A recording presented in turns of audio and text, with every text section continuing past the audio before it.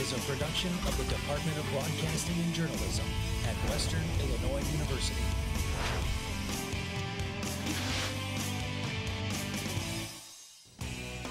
The approval of Supreme Court nominee Brett Kavanaugh has been delayed after allegations of crimes over 30 years ago. Coming up, what the Senate plans to do now.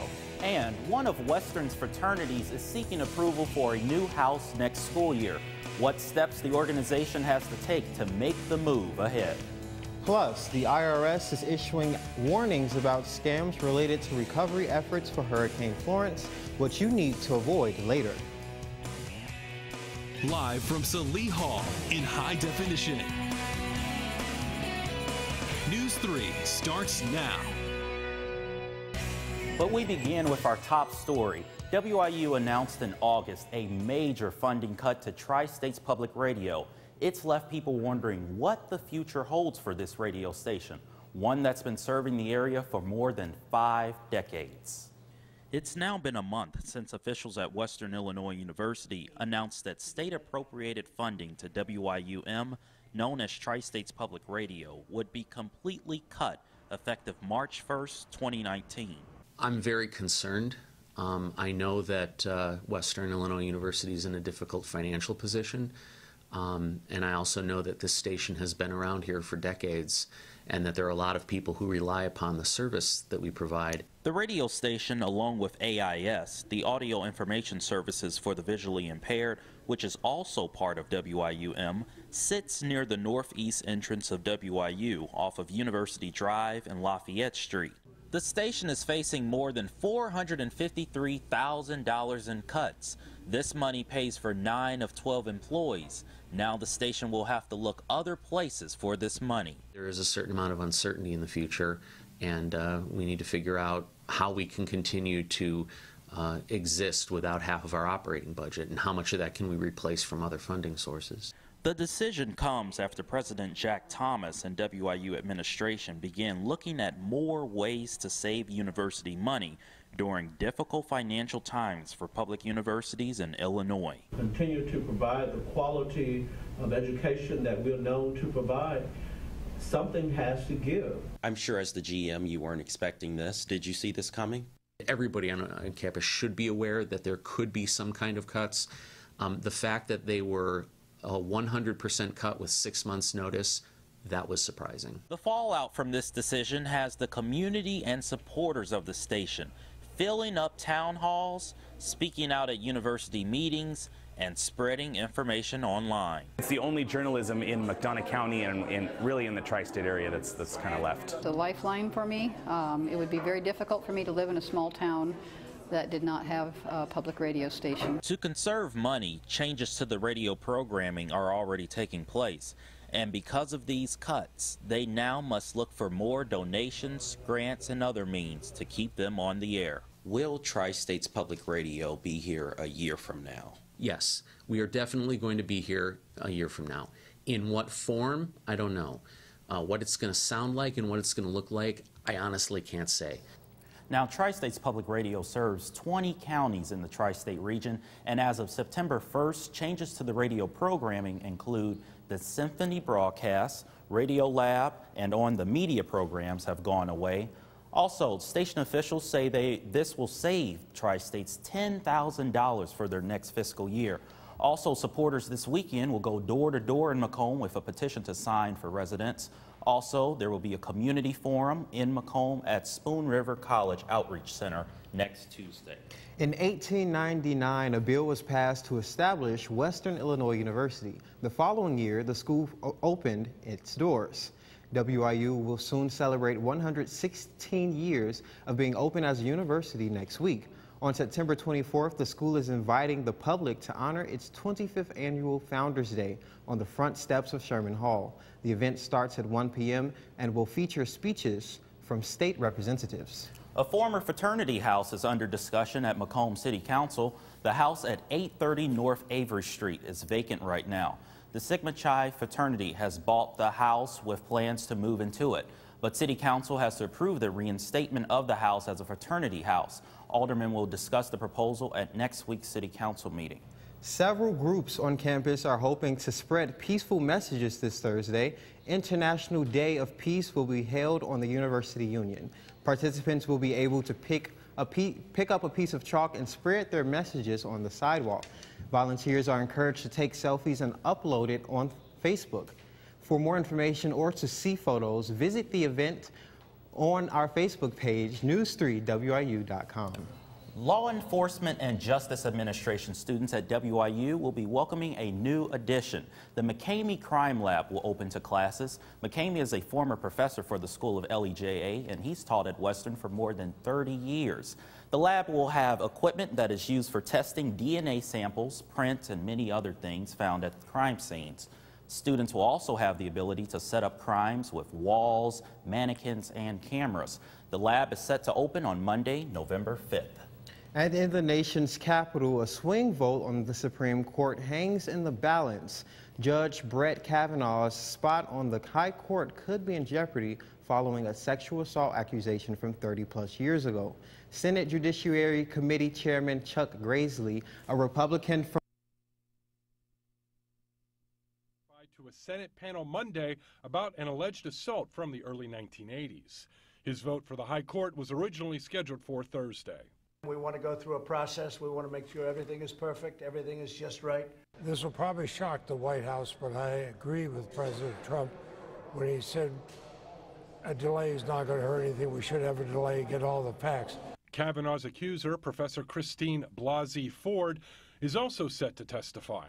She knew that she was going to be, her allegations were going to be outed, and that, in fact, is what occurred, and as a result, she decided to take control of this and tell this in her own voice. Ford says Kavanaugh assaulted her while the two were in high school, saying he pinned her down and tried to undress her. Kavanaugh denies the allegations. For too long, women have made serious allegations of abuse and have been ignored or dragged through the mud.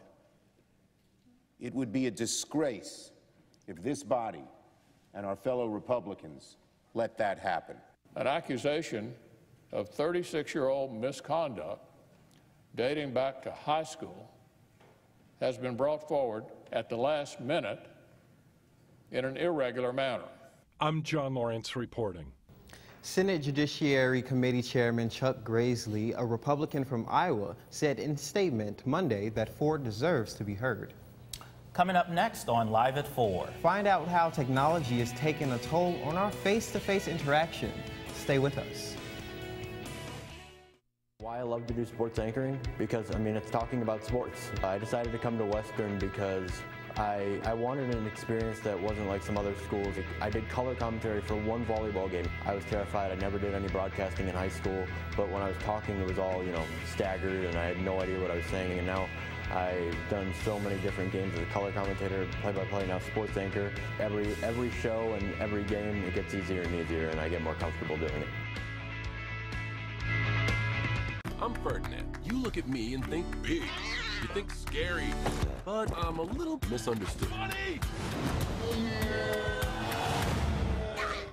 Sorry, I almost killed you. We've all been misunderstood. You're not a fighter. Oh, I don't understand that at all. Kids with learning and attention issues like dyslexia and ADHD are misunderstood too. Take the time to understand. Best plan ever! With the right support, everyone can reach their full potential because you can't judge a bull by his cover. Learn more at understood.org.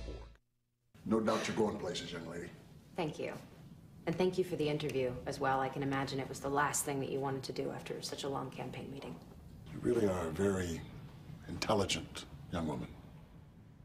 You're very smooth. You're very smooth yourself. You have no idea.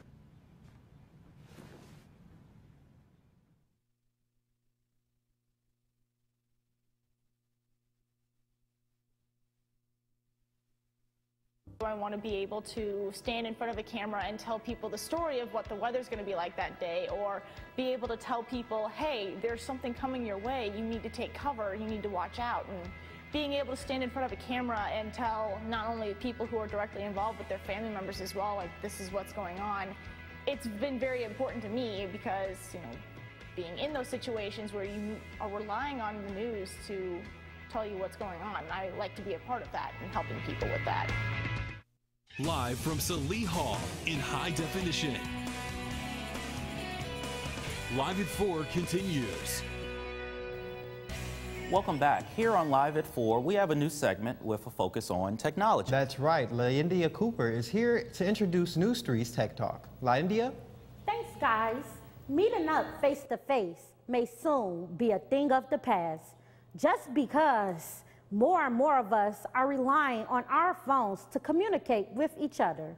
But as NEWS3's Emily Stern reports, an increase in phone use doesn't mean an increase in actual talking. A recent study shows that communicating over text and social media apps appeals to American teens more than real-life interactions. The study revealed that more than 2/3 of teens, 13 to 17, would rather use their phone to communicate than talk in person. In general, I'd rather text. It kind of like depends on what we're doing. The study was also conducted in 2012, but had a different outcome. Back then, less than half of the teens studied preferred talking via cell phone. Professor Peter Jorgensen is the chairperson of the Department of Communication at Western Illinois University. He says smartphone use has significantly increased among kids in the past 6 years. Teens these days have grown up with that technology. It has been a part of them for many of them since they were 5 or 6. Text is now people's primary source of communication. Professor Jorgensen says this is because of convenience and accessibility. Teens with their social media, it's just more convenient for them to be able to respond to their friends when they want to. If you're meeting with them face-to-face, you have to be engaged with them all the time. Jorgensen says online and text conversations are considered safer. He says teens are drawn to social media because they can choose what they want to share about themselves. Jorgensen says this technology is a blessing and a curse. He says there are consequences to relying on smartphones to communicate. I don't think they're nearly as comfortable in face-to-face situations. I don't think they're nearly as comfortable talking to people on the phone and speaking with people face-to-face. Jorgensen says it's difficult for several people to see this problem. Some college students do see the lack of real-life interactions as an issue. I think people need to unglue off their phones and start having actual human connections instead of just a digital connection. Jorgensen says it's up to people to realize the drawbacks of technology and how to use them in moderation. Reporting for NEWS3, I'm Emily Stern. The Governor's Highway Safety Association reported that there were nearly 6,000 pedestrian fatalities in 2017 due to distracted walking while using a cell phone. Terrence, back to you. Thanks, LaIndia. Continuing with the dangers of cell phone use, the IRS is warning of potential scamming following the recent hurricane devastation on the East Coast. Taxpayers are warned not to answer phone calls from persons accepting money for hurricane relief. New websites are being created to resemble legitimate charities. Make sure you look for verification before sharing your financial information, and also be on the lookout as you scan social media. Linked pages can cause your information to be at risk. The IRS does not call over the phone to collect.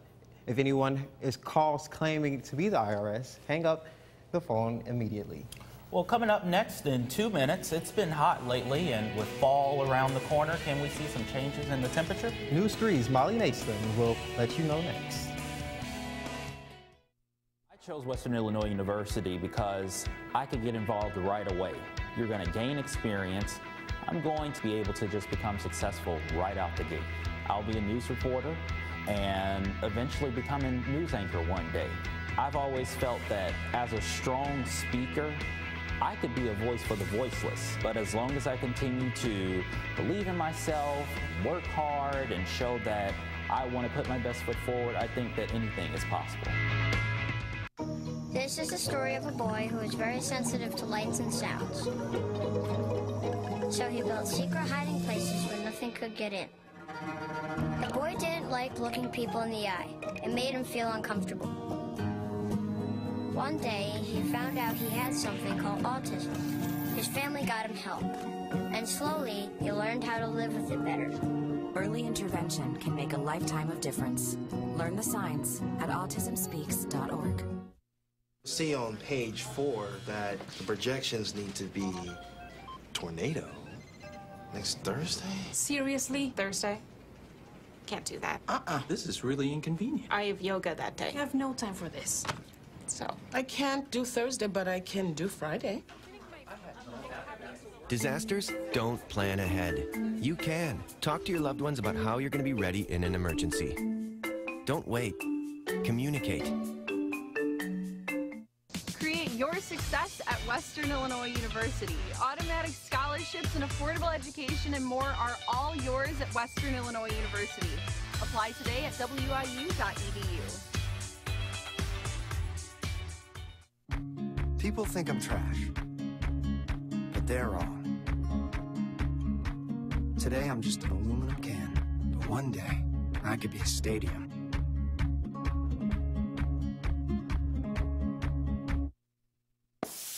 Good afternoon and welcome back, Macomb. We have been seeing some spotty showers out there. We do have a bit of a thunderstorm coming in from the northwest, but we'll take a look at that here in a few minutes.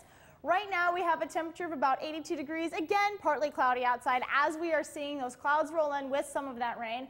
Our humidity has actually dropped just a little bit to 58%, but our dew point is rather high because of the amount of moisture that we have in the air right now. And our winds are straight out of the north at 12 miles per hour, making it feel a little bit cooler out than what it actually is. Our averages are about 76 and 52 for this time of year, so we are a little bit above average, but nothing too crazy for this time of year. We have been at a record high of 96 degrees before. I'm okay with not having that high temperature. I enjoyed what we had today, but we have been down to a low of 32. I don't want to see that just yet. I'll wait until fall rolls around. But our current service map right now, we do have a little bit of spotty showers here up into the north, but this map is large enough that we can't quite see it yet. However, we do have the remnants of Hurricane Florence up in the northeast. Right now in the Carolinas, this is the extent of the flooding in the Carolinas right now. They do have plenty of water. The storm surge there was about 12 feet, and they did get 30+ inches of rainfall. But again, for our radar image over here, we do have some clouds over us still. Again, partly cloudy skies, and we have a little bit of rain moving through the area. It's coming in from the northwest over our area here. We're going to see a little bit of spotty showers as the day continues, but again, right now we have a temperature of 82 degrees. We have some 70s and 80s across the board right now. We do have 93 in Beardstown and Springfield. Those are our hottest areas. Tonight we'll see plenty of 60-degree temperatures across the board, with 60 here in Macomb, 68 in Beardstown, and 71 in Quincy for a hot spot. Tomorrow is when we're going to see those temperatures rise just a little bit more in preparation for some scattered thunderstorms. Again, 89 in Macomb and 91 in Beardstown, and Quincy will be at 93. Tomorrow night we will not get as cold, with 70 degrees across the region. Not really any hot spots. Everywhere seems to be at about 70, mid-70s. Tonight, though, we are going to see our low get down to about 65 degrees. Winds are going to be out of the south-southeast at 6 miles per hour, actually 4 miles per hour. Partly cloudy skies tonight with some of that rain in the area. Tomorrow, we'll have a high of 89 degrees with scattered thunderstorms. The winds are going to kick it up just a little bit with a little bit of higher speeds. But for our 5-day, we do have plenty of sunshine in the forecast for the rest of the week. Tomorrow is going to be our only cloudy day. Wow, Molly, 91 degrees. It's going to be a bit hot tomorrow, but looking forward to it. We've had some cooler temperatures. Hopefully that's our only day, though. All right. Well, thank you, Molly. And Connor, what a game this past Saturday. What a game. Multiple games this weekend. Coming up next on Live at 4, the Gridiron was hot with action this past weekend as both the high school and college level competed. News 3's Game of the Week did not disappoint as BWP hosted Rushville Industry in a classic on Friday night. And the Western Illinois Leathernecks looked for their first win in the season in the home opener against Montana on Saturday afternoon. All that coming up next in sports.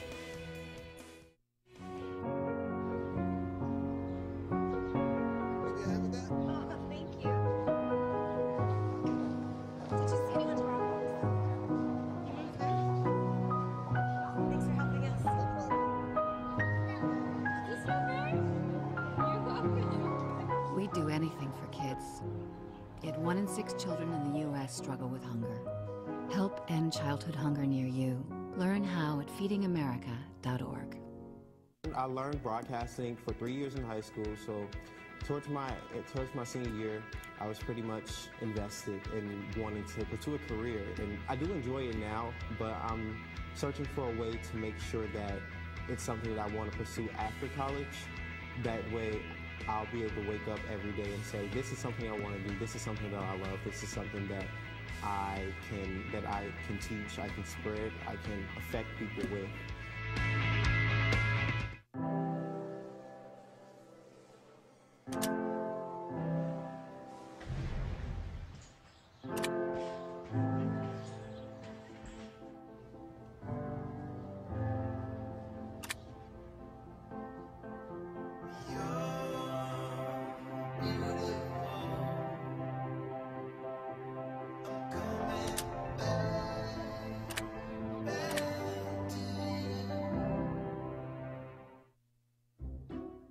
I'll never forget the day our landlord called and said, read your lease. No pets allowed. My owner tells him my dog ate the lease, but that didn't work. And now I'm stuck in a shelter. But this pit bull is ready for a new crib. I'm loving, loyal, and play well with others. So don't be intimidated by all my muscles, because the biggest one I have is my heart. That's right, I said it.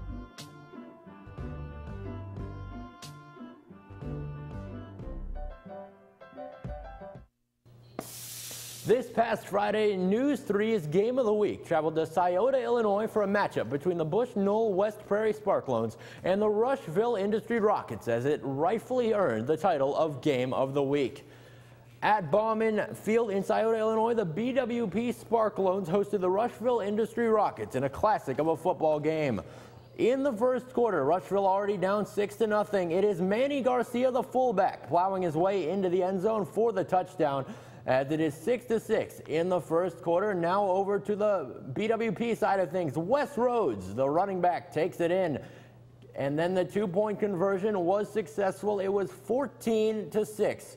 BWP in the lead over Rushville, but the Rockets coming back again. Manny Garcia out to the outside, cutting it out and taking it all the way into the end zone for the score, as it was 14-14 late in the second quarter. Now heading into the third quarter.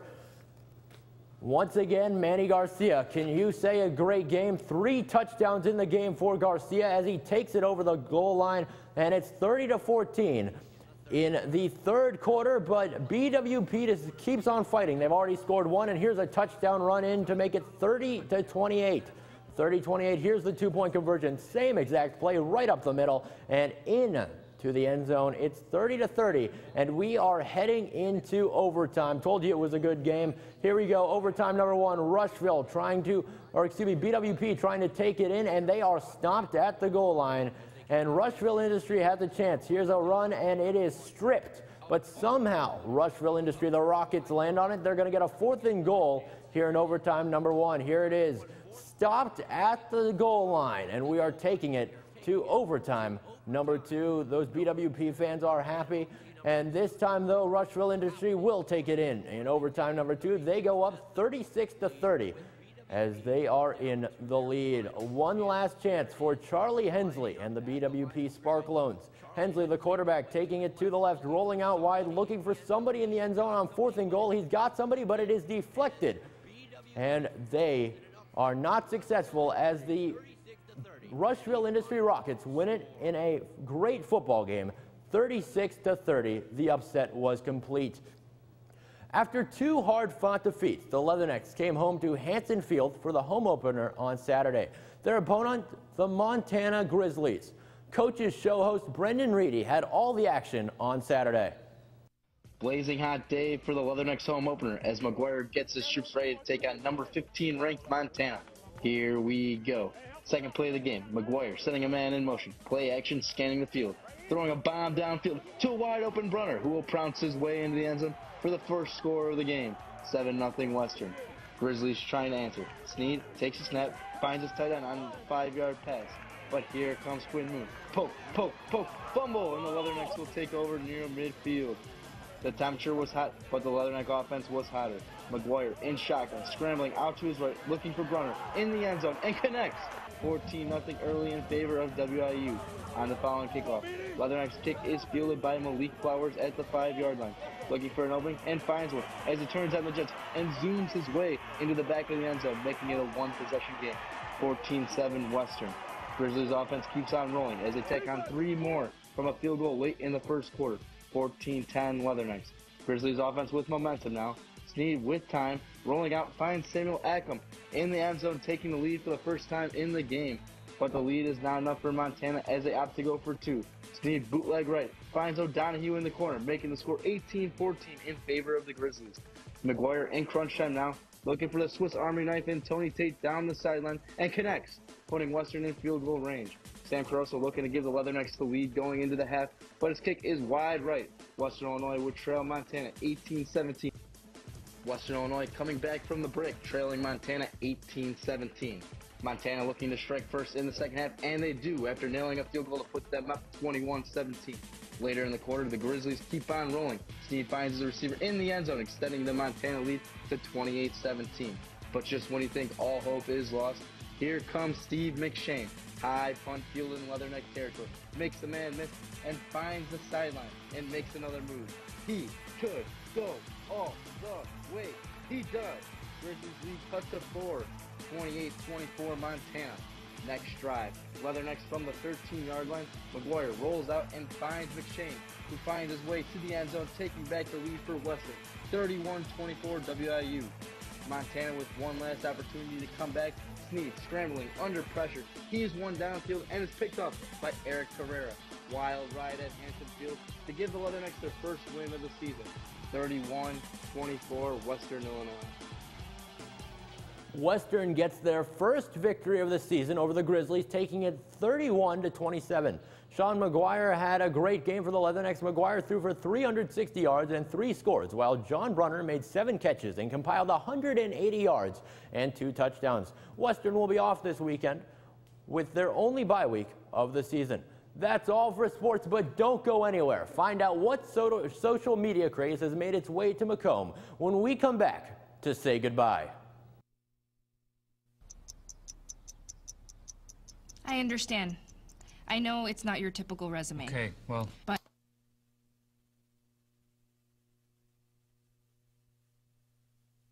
candidate. But I've been working double shifts just to pay for books. I've been raising my 2 little brothers. I'm determined, driven, motivated. Isn't that what you're looking for? Look beyond the resume and discover new ways to develop great talent at gradsoflife.org.